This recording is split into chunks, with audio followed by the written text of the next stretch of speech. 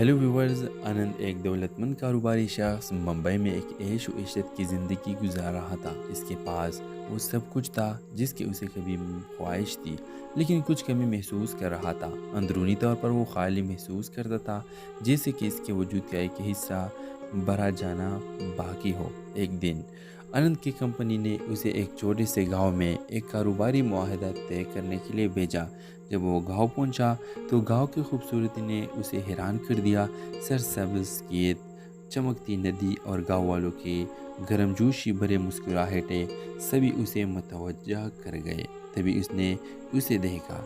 हीमा हीमा एक खूबसूरत और नरम दिल लड़की जो अपने वालिद जावेद, जो एक गरीब किसान था, के साथ गांव में रहती थी।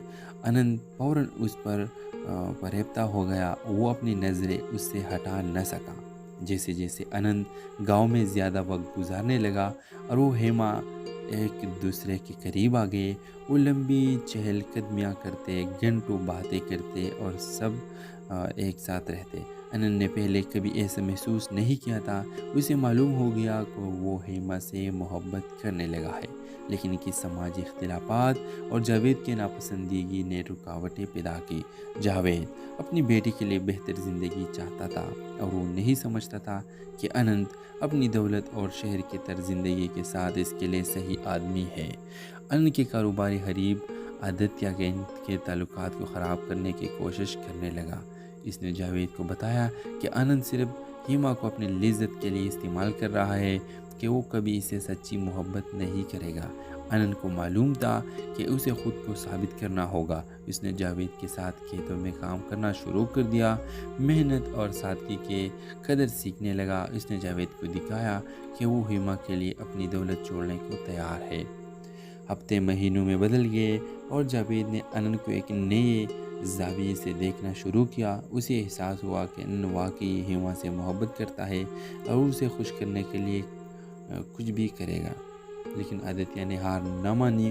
उसने जावेद को रिश्वत देने की कोशिश की ताकि उसे हमेशा के लिए आनंद को रद्द करने पर राज़ी करे, लेकिन जावेद ने इनकार कर दिया। उसे मालूम था कि आनंद हीमा के लिए सही आदमी है। आखिरकार वो दिन आ गया जब आनंद और हीमा एक साथ हो सकते थे। उन्होंने एक सादा गांव के तकरीब में शादी की। दोस्त और ख़ानदानों के दरमियान आनंद के ख़ानदान ने आखिरकार हीमा को कबूल कर लिया और उन्होंने इसे अपनी ज़िंदगी में खुशामदीद कहा। शादी के बाद आनंद और हीमा मुंबई वापस आ गए। आनंद अपनी दौलत के गरीबों की मदद के लिए इस्तेमाल किया और हीमा ने जहाँ भी गई खुशी और मोहब्बत पिलाई। उन्होंने खुशी और से ज़िंदगी गुजारी। अपनी मोहब्बत की कहानी से दूसरों को मुतासिर किया। उन्होंने साबित किया कि सच्ची मोहब्बत कुर्बानी और कबूलियत का तगाज़ा करती है और समाजी परख महज एक धोखा है।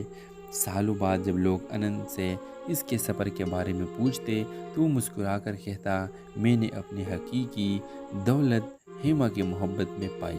और हेमा शर्मा कर कहती, मैंने अपनी हकीकी घर अन्य के दिल में पाया। इनकी मोहब्बत की कहानी एक दास्तान बन गई। सब कुछ ऐसे या दहानी की सच्ची मोहब्बत से बड़ी रुकावटों को भी अबूर कर सकती है। तो इस मूवी की कहानी आपको कैसी लगी?